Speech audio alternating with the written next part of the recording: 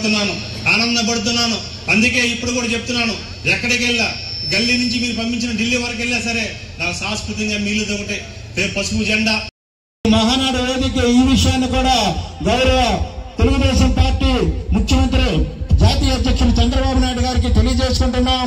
ఈ యొక్క మినీ రిజర్వాయర్గా నారాయణ సాగర్ చేస్తే సాగునీరు అలాగే త్రాగునీరు కూడా ఒక ఇబ్బంది లేకుండా 3 మండలాలకు ఆవశ్యకత ఉంది కాబట్టి ఆ యొక్క మినీ రిజర్వాయర్ చేయాల్సిందిగా నారాయణ సాగర్ ను కోరుకుంటూ తీర్మానం పెట్టడం జరిగింది. మీరందరూ హర్షధ్వానాల మధ్య ఏకగ్రీవంగా ఆమోదించాల్సిందిగా కోరుతున్నాం.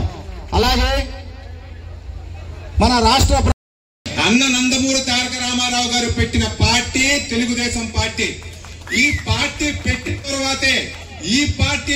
తర్వాతే తెలుగువాడికంటూ దేశంలో కానివ్వండి అంతర్జాతీయంగా కానివ్వండి ఒక గుర్తింపు వచ్చింది అన్న సంగతి మీ అందరికీ కూడా నేను గుర్తు చేస్తా ఉన్నాను. రామారావు గారి నుంచి చంద్రబాబు నాయుడు గారు పార్టీ అధినాయకత్వంలోకి వచ్చిన తర్వాత రాష్ట్రంలో ఎప్పుడూ కూడా చూడనటువంటి అభివృద్ధి మనం అందరం కూడా చూసాం. ఒక హైటెక్ సిటీని నిర్మించింది ఆయన, సాఫ్ట్వేర్ ఉద్యోగాలన్నీ కూడా మన పిల్లవాళ్ళకి ఇచ్చింది ఆయన, ఇంతకు ముందెప్పుడు కూడా చూడనటువంటి రోడ్లు సంక్షేమం ఇచ్చింది కూడా చంద్రబాబు నాయుడు గారు అని చెప్పి సందర్భంగా నేను మీకు అందరికీ కూడా గుర్తు చేస్తా ఉన్నాను.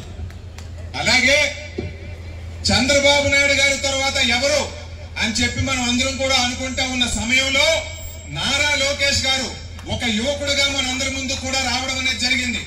ఈ రాష్ట్రంలో రోడ్ల మీదకి వస్తే కేసులు పెట్టే ఉన్న పరిస్థితుల్లో ఎవరైనా ఒక ఎమ్మెల్యేని ప్రశ్నించారంటే కేసులు పెడతా ఉన్న పరిస్థితుల్లో పెన్షన్ పోయిందయ్యా రోడ్లు వేయండి అయ్యా అని చెప్పి అడిగితే కేసులు పెడతా ఉన్న పరిస్థితుల్లో నారా లోకేష్ గారు ఈ రాష్ట్రానికి నేనున్నాను, ఈ యువతందరికీ కూడా నేనున్నాను, ప్రతి నియోజకవర్గం కూడా తిరుగుతాను, ప్రతి నియోజకవర్గంలో కూడా యువతను చైతన్యవంతం చేస్తానని చెప్పి పెట్టిన పాదయాత్రే యువగలం పాదయాత్ర.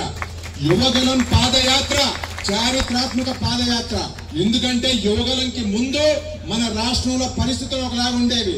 యువగలం ప్రారంభించిన తర్వాత అందరిలో కూడా చైతన్యం వచ్చి అందరిలో కూడా విప్లవం అనేది వచ్చి ఆ జగన్మోహన్ రెడ్డి మీద పోరాటం చేయాలని చెప్పి ప్రతి కార్యకర్తలో కూడా కసి కలిగేలాగా చేసిన వ్యక్తి నారా లోకేష్ గారు అని చెప్పి ఈ సందర్భంగా మీ అందరికీ కూడా తెలియజేస్తా ఉన్నాను. అయ్యా ఈ రోజున ఇచ్చట్ల నియోజకవర్గంలో ఒక ప్రసంగం ఇవ్వడం అనేది నాకు చాలా సంతోషంగా ఉంది. ఎందుకంటే మేము రాజకీయాలు ప్రారంభించింది శ్రీకాకుళం జిల్లాలో. పెదనాన్నగారు ఉనుకూరు శాసనసభ్యులు అయి ఉండొచ్చు. అలాగే అమ్మగారికి 1987లో జిల్లా పరిషత్ చైర్మన్ గా ఆ రోజున అమ్మ వయసు ఒక 27-28 సంవత్సరాలు మాత్రమే ఉంటాయి. ఒక డాక్టర్ గా చదువుకున్నారు, ఒక డిఎస్పీ గారు అమ్మాయి. ఇటుపక్క చూస్తే ఈ కుటుంబం కూడా రాజకీయాల్లో ఉంది అని చెప్పేసి ఎన్టీ రామారావు గారు ఆ రోజున ఒక అవకాశం అనేది ఇవ్వడం జరిగింది. మళ్ళీ ముఖ్యమంత్రిని చేయాలి అని చెప్పి మీరందరూ కూడా కష్టపడడం అనేది జరిగింది. మీరందరూ కష్టపడడం వల్లే ఈ రోజున కూటమి అనేది అధికారంలోకి రావడం అనేది జరిగింది. వచ్చిన తర్వాత కూడా మీరందరూ అంతే చైతన్యంతో పనిచేయాలి.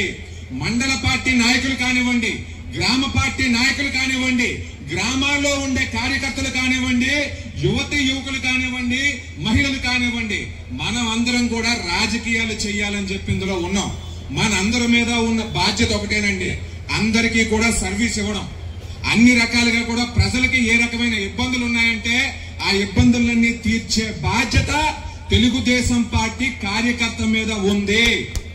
ఎవరు కూడా ఒకవేళ ఎవరైనా యాక్టివ్ గా లేకపోయినా మీరందరూ కూడా యాక్టివ్ గా అవ్వాలి అని చెప్పి ఈ సందర్భంగా మీ అందరికీ తెలియజేసుకుంటూ ఒక్క సూచన ఇచ్చి నేను నా ప్రసంగాన్ని ముగిస్తాను. అదేంటి అంటే మొన్న ఒక మీటింగ్ కూడా జరుపుకున్నాం బొబ్బిల్లో, ఆ సూచన అక్కడ కూడా చేశాను. యువకులు ఎవరైతే ఉన్నారో యువకులందరినీ కూడా ముందుండి నడిపించాల్సిన బాధ్యత నాయకులందరి మీద కూడా ఉంది. ఈ రోజున మనం అధికారంలోకి వచ్చామంటే తెలుగుదేశం పార్టీలో ఉన్న యువకులు ఒక ప్రధానమైన కారణం. మా తాతలు పట్టుకున్న జెండా, మా నాన్నలు పట్టుకున్న జెండా అని చెప్పేసి ఎంతో మంది యువకులు తెలుగుదేశం పార్టీకి ఉన్నారు. గ్రామంలో అటువంటి వాళ్ళందరినీ కూడా వెన్ను తట్టి ముందుకు నడిపించండి. వాళ్ళేదో పదవులకు అడ్డొస్తారనో వాళ్ళు ఇంకేదో పదవులు అడుగుతారనో మాత్రం వాళ్ళెవరిని వెనక పెట్టొద్దు.